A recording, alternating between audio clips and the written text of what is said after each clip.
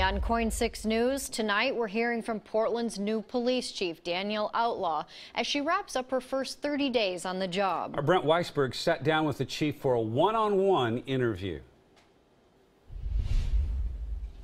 Do you think you're in a position to succeed still?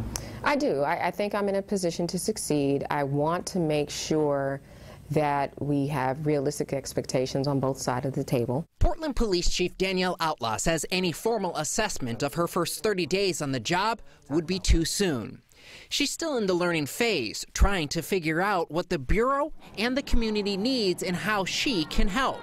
There is a lot of passion by the rank and file, whether sworn, non-sworn, as it relates to their specific job. Staffing at the Bureau remains a critical issue that Outlaw is working to address. Officers on the streets tell us they are running from call to call during their entire 10-hour patrol shifts.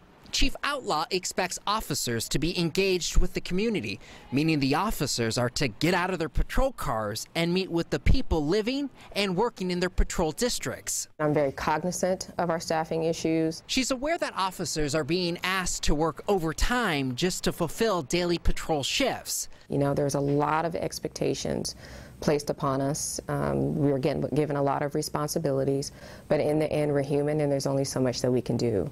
And I want the public to know that, you know, we're all human beings. It's a marathon and not a sprint. This week, Portland City Council is expected to find funding for and approve Outlaw's request to create a new position within her executive team. Right now, there are 3 assistant chiefs, all of whom report directly to Outlaw. One of the things you've also wanted to do is add this deputy chief position. Why? It's a number 2 position that runs day-to-day operations. It's not a structure that's unfamiliar in law enforcement or even in the private sector. Outlaw has vowed the recruitment of the new candidate will be done openly with community involvement. She will consider internal and external candidates, something previous chiefs have not done.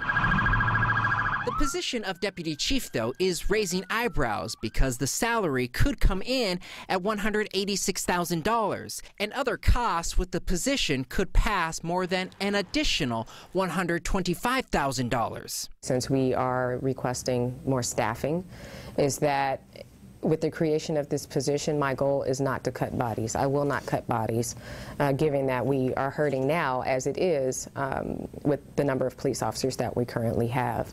So I'm currently working with staff now to make sure that the funding for this position, wherever that source is, does not do that. This week, Outlaw is still going through state training down in Salem. While she's doing that, she'll continue to soak up all she can about policing in Portland. I've been here around the clock during the time that I'm here, trying to do everything that I can to learn how we do, what we do, and why, and be prepared to identify additional priorities moving forward so we can have a very clear plan on how we deploy our resources, how we police, and why we do what we do. For KOIN 6 News, I'm Brent Weisberg.